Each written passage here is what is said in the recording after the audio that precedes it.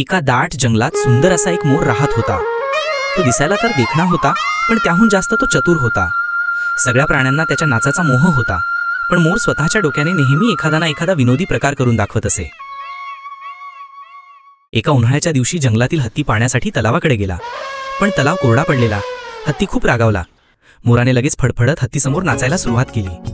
हत्तीने विचारले, ए मोरा, तुला पाणी कुठे मिळणार हे माहिती आहे का? मोर म्हणाला, मला तर आहे माहिती, पण आधी तू माझ्या नाचाला टाळ्या वाजव। सगळा जंगल हसत होतं। अखेर हत्ती टाळ्या वाजवून खुश झाला। कोल्ह्याला धडा। जंगलात एक कोल्हा नेहमी स्वतःला हुशार समजायचा।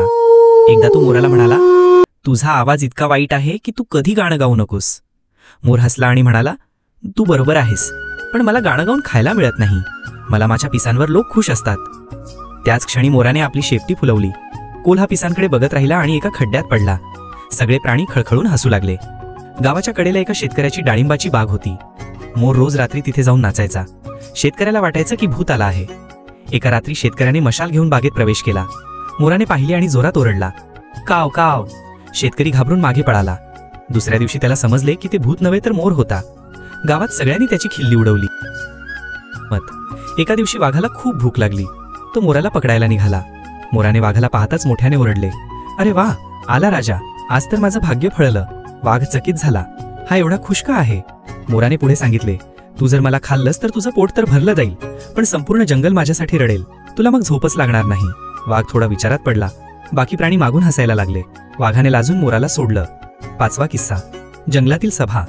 जंगलातील राजा सिंहाने सर्व प्राण्यांची सभा बोलावली, कारण काही दिवसांपासून सगळे प्राणी उदास दिसत होते। मोराने उभं राहून विनोदी सुरात म्हणालं, महाराज, प्राणी उदास आहेत कारण त्यांना माझा नाच दिसत नाही। मी नाचलो तर आनंद आपोआप येईल। सगळे प्राणी खिदळले।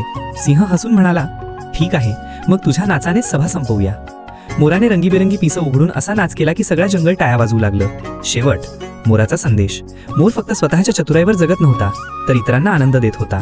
तो म्हणायचा, स्मार्ट असणं चांगलं, पण त्यातून जर इतरांना हसू आणि सुख मिळालं तरच त्याची खरी मजा आहे। अशा प्रकारे तो मोर जंगलात चतुर, हसतमुख आणि सगळ्यांचा आवडता बनला।